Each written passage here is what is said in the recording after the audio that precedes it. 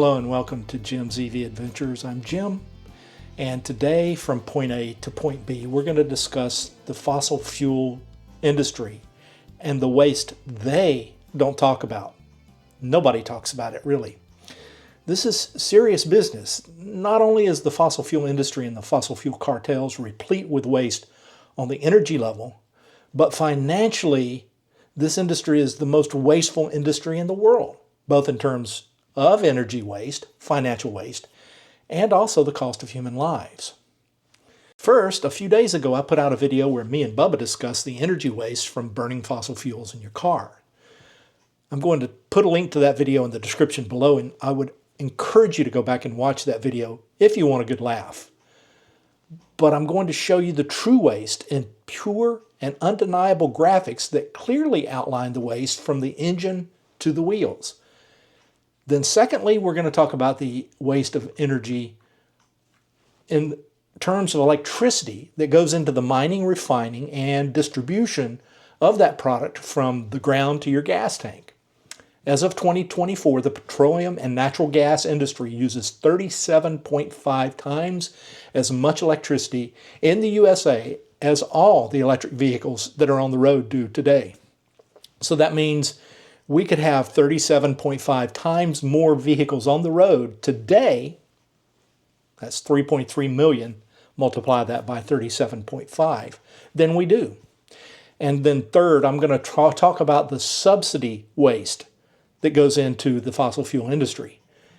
In 2022, over $7 trillion, that's T, trillion dollars, and explicit and implicit subsidies went into the fossil fuel industries around the world.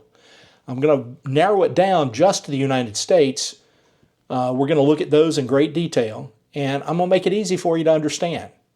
So today, let's look at those three things in a little bit more detail, shall we? Here we go. So the first thing we're going to talk about today is the energy waste in the drive systems of the average automobile. I'm going to throw a graphic up on the screen and then we're just going to talk about it. On the top you have the internal combustion engine, and on the bottom you have the typical electrical vehicle. And so with the internal combustion engine, 100% of the energy going into the car, 68 to 72% of that is engine losses in terms of heat. You also have parasitic losses, 4 to 6%, drivetrain losses, 3 to 5%, and auxiliary losses from 1 to 2%.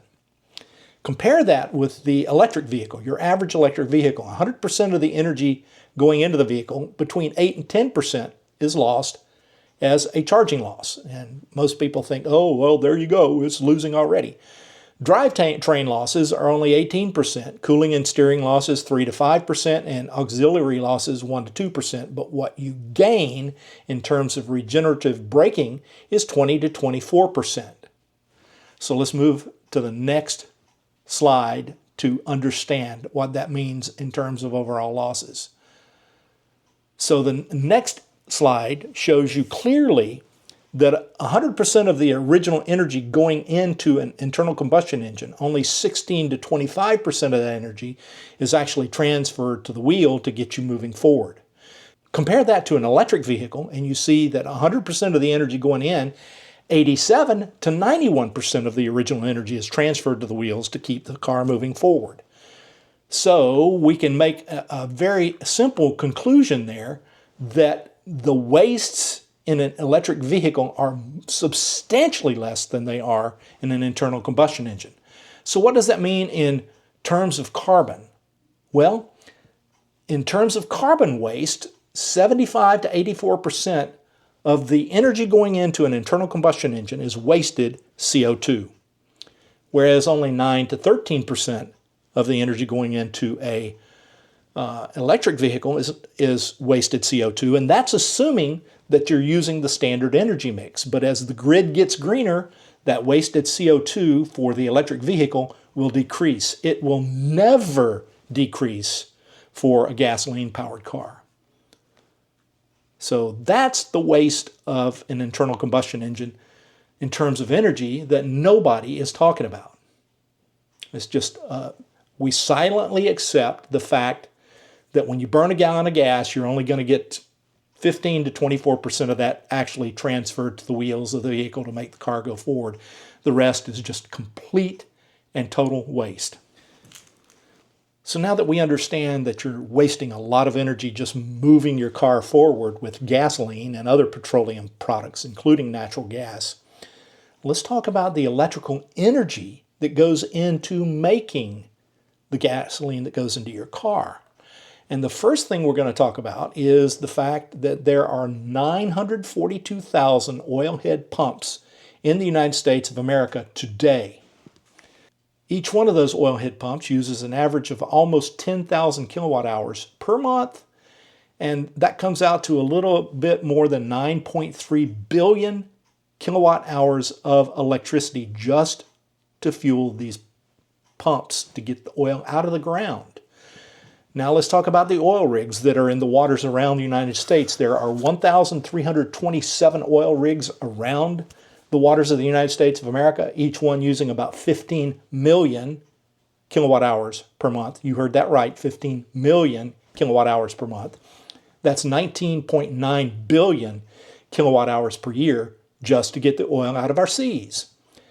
And there are 132 refineries in the United States of America.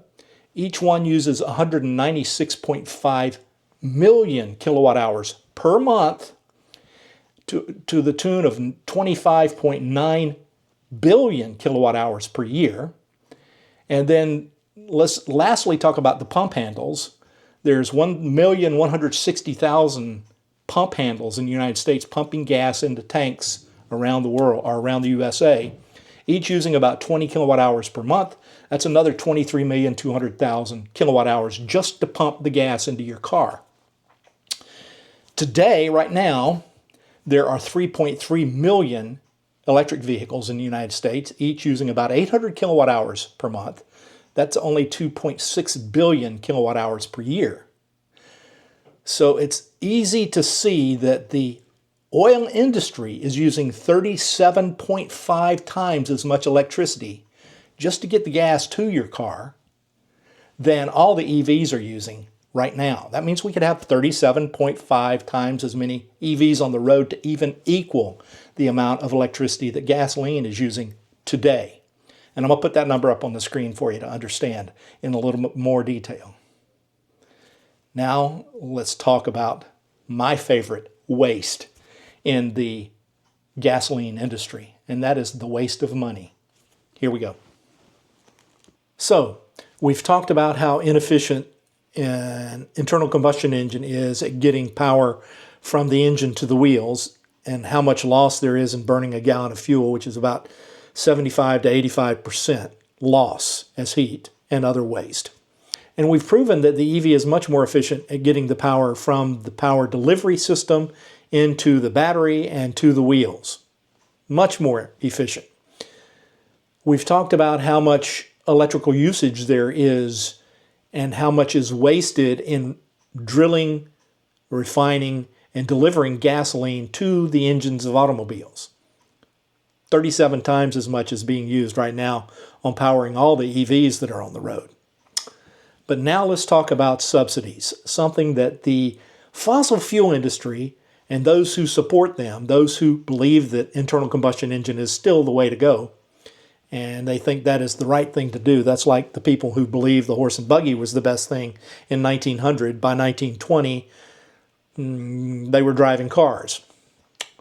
So let's talk about the fossil fuel subsidies. Fossil fuel subsidies in the United States have been going on since 1913. So for over 110 years, the federal government has been providing subsidies in either explicit or implicit benefits to the oil companies. So what's the difference between an explicit and implicit subsidy? Well, let me explain it like this. Let's say that I reach in my pocket and hand you $10 cash. That is an explicit payment from my hand to yours. That's a cash transaction. I've given you money.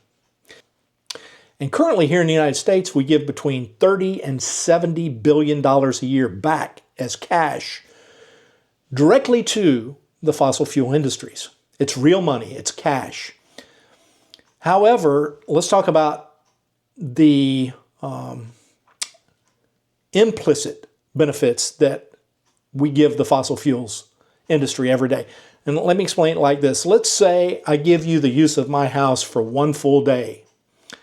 That is an implicit payment to you of value that would be worth about $150. You get to keep the $150 you would have otherwise spent at a hotel or some other place to stay. And it's an indirect value that you would have spent otherwise. That's implicit. And the question I have to ask you is, which one is worth more to you, the $10 cash or the $150 that you didn't have to spend and you get to keep as profit?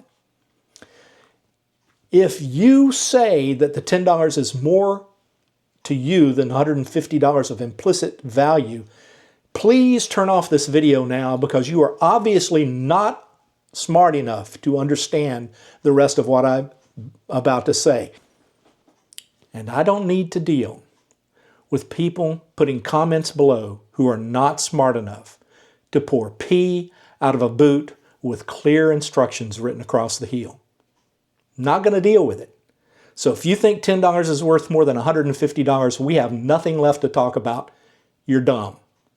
Now let's continue moving on. What are some of the monies that are going to the fossil fuel industries? Here in the USA, fossil fuel subsidies topped $757 billion.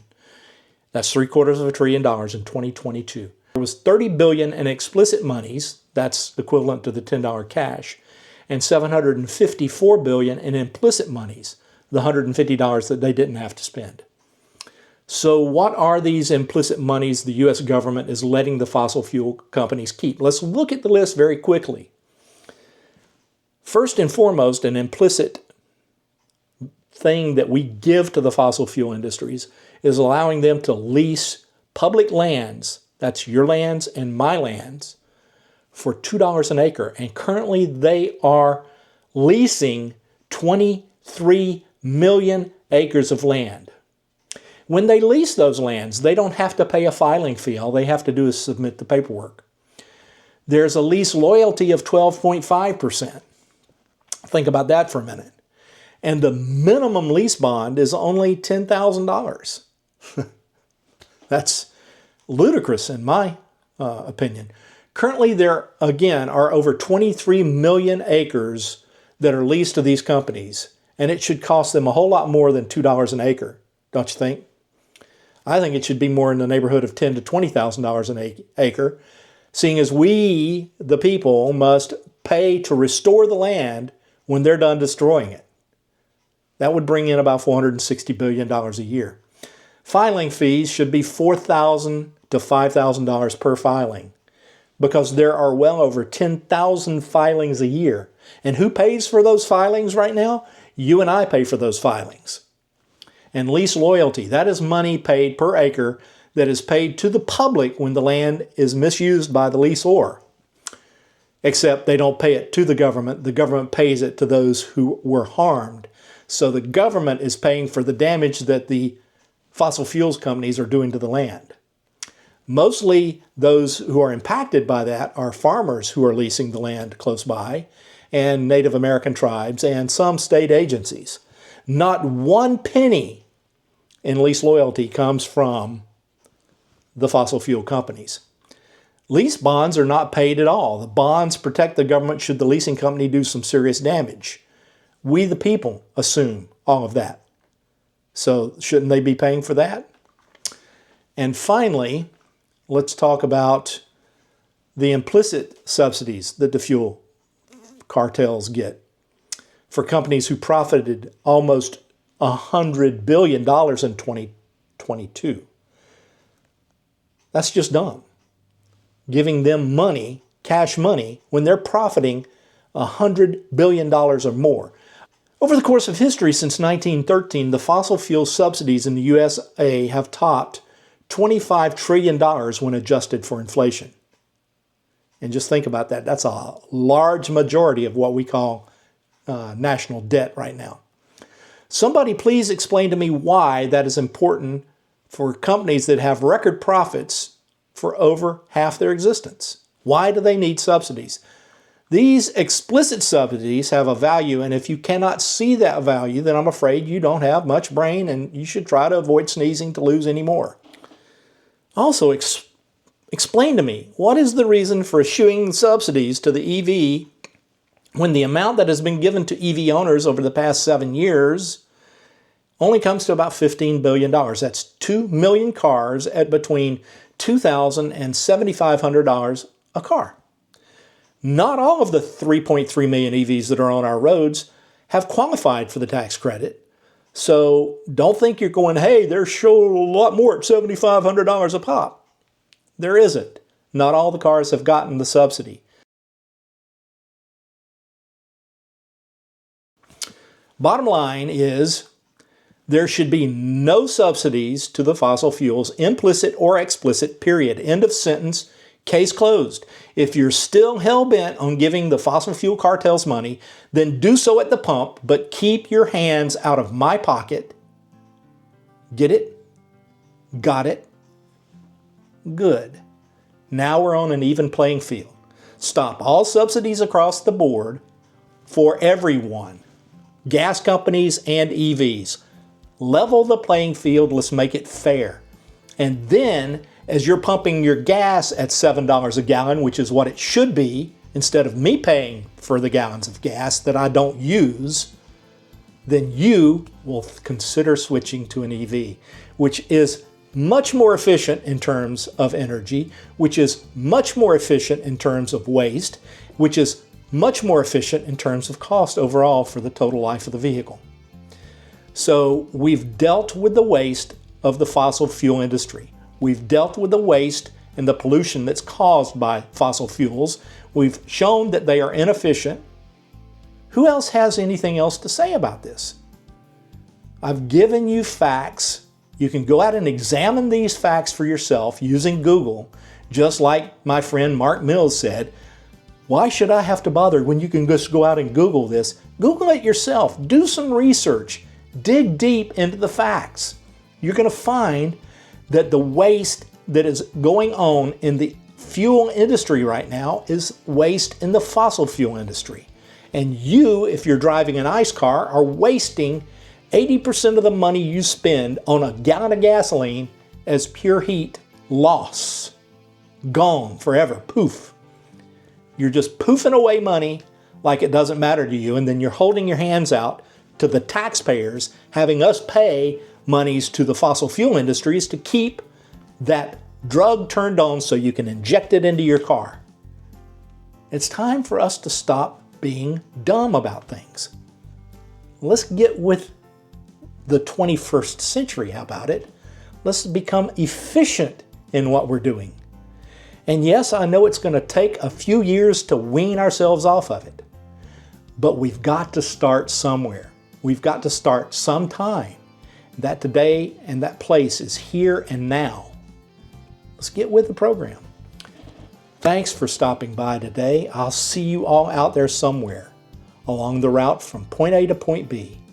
So do remember to subscribe, share, comment, and like, and do ring that notification bell.